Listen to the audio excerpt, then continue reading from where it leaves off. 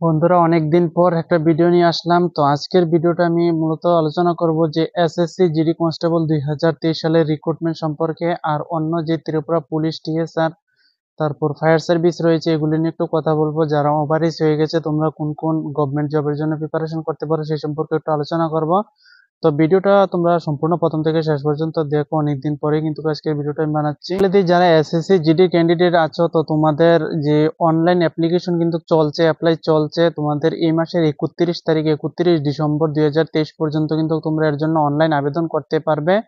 SSC জিডিতে vacancy বেরোয়েছে, তোমরা সবাই জানো। যারা অ্যাপ্লাই করোনি এখনো, এখন অ্যাপ্লাইটা করে নেবে, ঠিক আছে? 31 তারিখের মধ্যে অ্যাপ্লাইটা কিন্তু করে নেবে।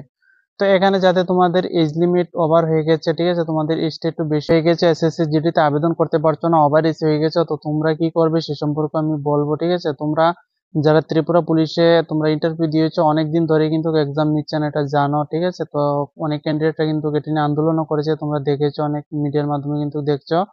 ফায়ার সার্ভিসের রেজাল্টও পাবলিশ করছে না, জেল পুলিশের এক্সামও নিচ্ছে না। তো এই সমস্ত রিক্রুটমেন্ট কিন্তু ত্রিপুরার জন্য পেন্ডিং এ পড়ে রয়েছে, ঠিক আছে? তো তোমরা এগুলি প্রিপারেশন করতে থাকো এক্সামের। তার সাথে সাথে তোমাদেরকে আমি বলে দিই, যারা ওভারএজ হয়ে গেছে, এসএসসি জিডিতে আবেদন করতে পারছো না, তোমরা কিন্তু অন্য স্টেটের যে পুলিশ রিক্রুটমেন্ট রয়েছে ওইগুলি কিন্তু দেখতে পারো, ঠিক আছে? ত্রিপুরা টিএসআর এর মধ্যে যেমন অল ইন্ডিয়া থেকে ভ্যাকেন্সি নেওয়া হয়েছে, তো এরকম কিন্তু অনেকগুলি স্টেটের মধ্যে অল ইন্ডিয়া থেকে লুক নেওয়া হয়।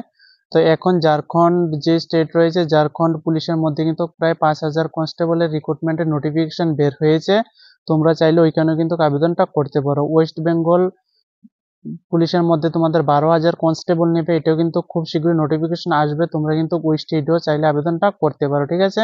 অন্যান্য স্টেটের ক্যান্ডিডেটরা যেমন আমাদের ত্রিপুরার মধ্যে জব করছে, তো তোমরা চাইলেও কিন্তু অন্য স্টেটের যে জব রয়েছে ওইখানে গিয়ে কিন্তু তোমরা ইন্টারভিউ দিয়ে সিলেকশন পেয়ে কিন্তু জব করতে পারো। এটি কিন্তু রুলস রয়েছে, ঠিক আছে? তো এর মাধ্যমে কিন্তু তোমরা আবেদনটা করতে পারো।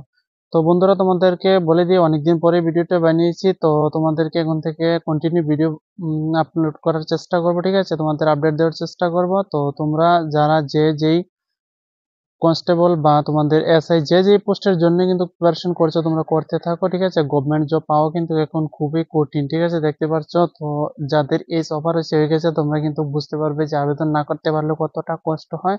তো আজকের জন্য এতটুকু রাখছি। জয়।